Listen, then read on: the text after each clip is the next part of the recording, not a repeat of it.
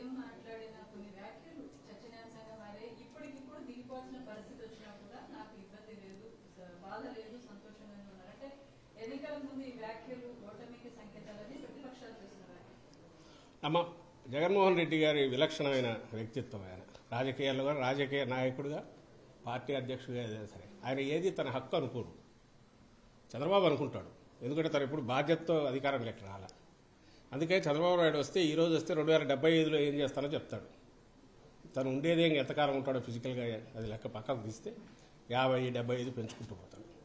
కానీ మన దేశంలో ఉన్న దీని ప్రకారం, మన రాజ్యాంగం ప్రకారం, మన ఎన్నికల వ్యవస్థలో 5 ఏళ్లకే ప్రజలు ఇచ్చింది అధికారం. ఆ స్పృహ పూర్తిగా జగన్మోహన్ రెడ్డి గారికి ఉంది కాబట్టి ఆ రోజైనా ఎన్నికలు 19 ఎన్నికలకు ముందైనా ఇప్పుడైనా ప్రజలే మొత్తం నిర్ణేతలు, ఓటర్ మొత్తం నిర్ణయిస్తారు. మనకున్న కాల పరిమితి 5 ఏళ్ళు. 5 ఏళ్ల తర్వాత ఫ్రెష్గా వెళ్ళాలి, మళ్ళీ బ్లెస్సింగ్స్ కోరాలి. ఆ కోరేటప్పుడు మనం ఏమేం చేశామో చెప్పుకోగలగాలి. 19కి ముందు హోప్ క్రియేట్ చేశారు, ఇప్పుడు ఆ హోప్ను రియలైజ్ చేశారు కాబట్టి ఇవి చెప్పుకొని వెళ్తామంటూ ఆ కాంటెక్స్ట్లో క్వశ్చన్ మీరు గమనించారు. ఏమడిగాడు ఆయన? అడిగినవి రాజ్దీప్ సర్దేశాయ్ ఏమడిగాడు? వస్తుంటే ఒక పాప వచ్చి ఈ ట్యాబ్ మీరే ఇచ్చారు సార్ అని చెప్పి థ్యాంక్స్ చెప్పి సీఎం గారికి చెప్తే ఆయన బ్లెస్ చేశాడు. తర్వాత ఇక్కడికి వచ్చాక మీకు ఇది సాటిస్ఫాక్షన్ ఇస్తుందా? ఇదే గవర్నెన్స్ మీద ఎక్కువ దృష్టి పెట్టారా పాలిటిక్స్ కంటే? ఇదే ఎక్కువ మీకు సాటిస్ఫాక్షన్ ఇస్తుందంటే దానికి భావోద్వేగంతో ఆయన రియాక్ట్ అవుతూ ఆయన చెప్పిన మాట, ఐ ఫీల్ సో హ్యాపీ, ఈ 4.5 ఏళ్లలో ఇన్ని కోట్ల మంది జీవితాలను నేను సృజించగలిగినందుకు, వాళ్ళని టచ్ చేయగలిగినందుకు, పాజిటివ్ స్మైల్ తీసుకురాగలిగినందుకు నా జన్మ ధన్యమైంది అనుకుంటాను అనే 10 సెన్స్లో అంటూ ఇఫటాల్ ఒకవేళ ఇది కావాల్సి వచ్చినా నేను పూర్తి సాటిస్ఫాక్షన్తో ఉంటాను. ఎవరు అనగలరు? అది ఒక మహాస్థితి ప్రజ్ఞుడు మాత్రమే అనగలడు. ఇప్పటికి 75 ఏళ్ళకు కూడా ఎట్లా ముఖ్యమంత్రి కుర్చీ కోసం పట్టుకోవాలా, దాని కోడు పక్కన పట్టుకునైనా పైకి ఎట్ట పాకాలా, ఎవరి భుజాల మీద ఎక్కాలనుకున్న చంద్రబాబు నాయుడు గారు అనలేడన్నమాట. ఈ రోజుకి ఈ రోజు అయినా అంటే ఈ రోజు నేను ఒక్కరోజు చేసిన ఒక్కరోజులో నేను ఏం చేయగలిగాను, ఈ 4.5 ఏళ్ళు 24/7 నేను పనిచేయడం ద్వారా నా రాష్ట్రానికి నేను ఏం చేయగలను చెప్పుకోవడానికి జగన్మోహన్ రెడ్డి గారికి ఇంతుంది. అవన్నీ చూసి ఆయన హ్యాపీగా ఫీల్ అవుతున్నారు. ఓ తృప్తి కలుగుతుంది. ఆ తృప్తిని ఎక్స్ప్రెస్ చేశారు. దానికి ఓ చిల్లర ఇంటర్ప్రిటేషన్ ఇచ్చి వాళ్ళు దాన్ని ఏదో లాగాలని చూస్తే వాళ్ళు దాంతో సంతోషిస్తే ఏం చేయలేము. అలా కాకుండా ఈయన నిజానికి మీరు చెప్పండి, ఇప్పుడు కాదు నెక్స్ట్ 30 ఏళ్ళు నేనే ఉంటా, నన్ను ఎవరు దించలేరు అని అంటే అది కరెక్టా? డెమోక్రసీలో చెల్లుతుంది ఆ మాట? అంటే అది ఎవరైనా హర్షిస్తారా? ఇది వినయంతో, వినమ్రతతో ప్రజలకు పట్టం, ప్రజలే నిర్ణేతలని గుర్తించిన ఒక మంచి నాయకుడు, ఒక స్టేట్స్మెన్ మాత్రమే మాట్లాడగలిగిన మాట నిన్న ఆయన అన్నాడు. ఆ మొత్తం మాట చూస్తే అదే ధ్వనిస్తోంది. అట్ట కాక ఇంకో రకంగా ఏదన్నా ధ్వనిస్తే వాళ్ళు నేననేది వాళ్ళ చిల్లరతనం అన్నా ఉంటుంది, లేకపోతే ఓ భ్రమలో వాళ్ళు 2 రోజులు మాకు ఏదో మంచి రోజులు ఉన్నాయని అనుకోవడానికి ఉపయోగపడుతుంది. కానీ వాస్తవం అయితే ఇది. సార్, ఇండియా టుడేకి 3 కోట్లు గవర్నమెంట్ ప్రజాధనాన్ని అపనంగా ఇచ్చి కార్యక్రమాలు పెట్టించుకున్నారని మీడియాలో ప్రభుత్వం సంబంధించినంత వరకు ఏదైతే అవుట్ రీచ్ చేసిన ప్రజలకు చేసినవన్నీ ఇవి చేశాము, దీనివల్ల ఈ ప్రయోజనాలు కలిగినాయని చెప్పేది అందరూ చేసేదే. అయితే మేమేమి చంద్రబాబు నాయుడు లాగా దావోస్ పోయి ఊరగాయ పప్పు లేదా ఏదో తోటకూర పప్పు బిర్యానీలు పెట్టి ఎవడెవడిని నుంచి తీసుకుపోయి మా ఈ కల్చర్ అంటే ఇదని చెప్పి అట్ట చేయలే కదా ఆయన. ఎడ్యుకేషన్లో ఫార్ రీచింగ్ రిఫార్మ్స్ ఏవైతే టేకప్ చేశామో, ఏవైతే ఈరోజు సబ్స్టాన్షియల్ రిజల్ట్స్ ఇస్తున్నాయో, ఏదైతే నెక్స్ట్ జనరేషన్ సాలిడ్ ఫౌండేషన్ మీద నిలబెడుతున్నాయో వాటిని ప్రొజెక్ట్ చేస్తున్నాం, షోకేస్ చేస్తున్నాం. ఓ నేషనల్ మీడియాను వాళ్ళ దీన్ని స్పాన్సర్ చేయడం ద్వారా అది ఏ స్టేట్ అయినా చేయదగ్గది చేయాలి. రాజకీయం కోసం చేయాలి.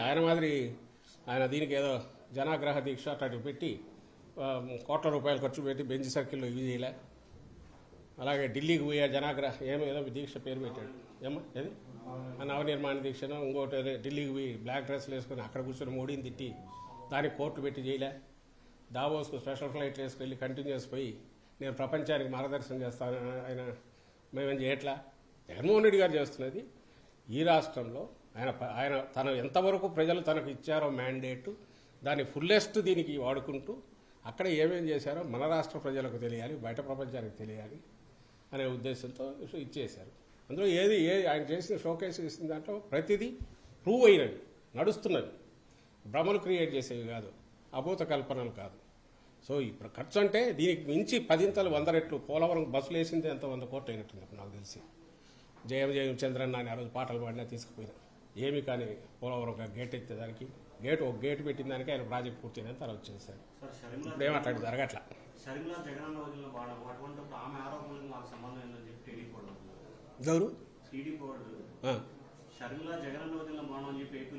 మరి ఎందుకు అంత వాళ్ళ ఆక్రోశం? చంద్రబాబు తన పంతం చూసుకోవచ్చు కదా. ఆయన ఎందుకు చెల్లెలకు అన్యాయం రోడ్డు మీద పనిచేశాడు, ఇవి చేశాడని ఎందుకు మాట్లాడుతున్నాడు ఆయన? ప్లస్ ఆయన మాటతో సహా తనేమంటున్నాడో వాళ్ళ పార్టీ ఏమంటుందో అవే ఈ నోట్లోకి ఎట్లా వచ్చాయి? వాటికి ఆయన ఆన్సర్ ఇవ్వాలిగా. ఏ ఒప్పందం కుదిరింది? ఏబిఎన్ రాధాకృష్ణ కంటిన్యూస్ ఏ రకంగా మానిటర్ చేస్తున్నాడు? వాళ్ళ పేపర్లో ఎందుకు అంత కవరేజ్ వస్తుంది? సడన్గా ఈ మాటలన్నీ ఎట్లా వచ్చాయి? వీటన్నిటికీ వాళ్ళ ఎక్స్ప్లెనేషన్ ఇవ్వాలా. మాకు సంబంధం లేదని ఒక పక్కంటూ ఇదే రాజకీయాలు నిర్ణయించేట్టు నిర్దేశించేట్టు వీళ్ళ కుటుంబం దానికి సంబంధించి బయట ఎందుకు మాట్లాడాలా? మరి అంత సీనియర్ నాయకుడు కదా, ఎందుకు మాట్లాడుతున్నాడు ఆయన?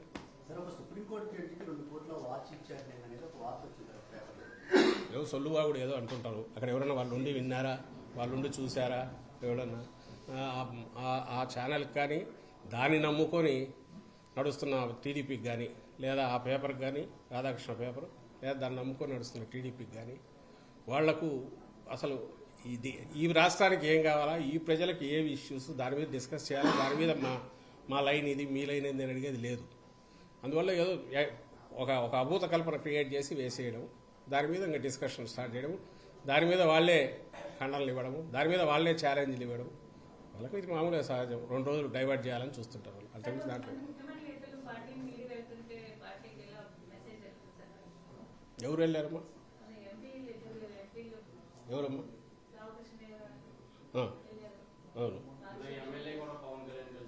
ఎవరు గూడూరు ఎమ్మెల్యే కావచ్చు. ఇప్పుడు ఎప్పుడైతే వివిధ కారణాల్లో కృష్ణదేవరాయలు గారికి సంబంధించి అయితే చెప్పారు, నరసరావుపేట బీసీకి ఇవ్వాలని అనుకున్నాను. ఆయన తను అక్కడే ఆయన అట్లనే ఆయనకు అన్యాయం గుంటూరు వెళ్ళమని చెప్పారు. అందరికీ తెలిసింది, మీ మీడియాలోనే వచ్చింది. ఆయన కూడా చెప్పారు, ఆయనకు అది ఇష్టం లేదు, నేను అక్కడే కావాలన్నారు. తర్వాత ఇంకా ఒకసారి ఆ నిర్ణయం తీసుకున్నాక అది వాళ్ళ వ్యక్తిగతమైన విషయం అవుతుంది. దానికి మేమెట్లా కామెంట్ చేస్తాం? అలాగే ఇంకెవరు చిన్నవి ఎక్కడన్నా వాళ్లకు కావాల్సినవి రాలేదేనో వ్యక్తిగతమైనవి ఎప్పుడు ఉంటాయి. దాన్ని ఇది చేయడానికి ట్రై చేస్తాం, నచ్చ చెప్పడానికి ట్రై చేస్తాం, కన్విన్స్ చేయడానికి ట్రై చేస్తాం, అందరినీ కలుపుకోవడానికి ట్రై చేస్తాం. కొన్ని కుదురుతాయి, కొన్ని కుదరవు.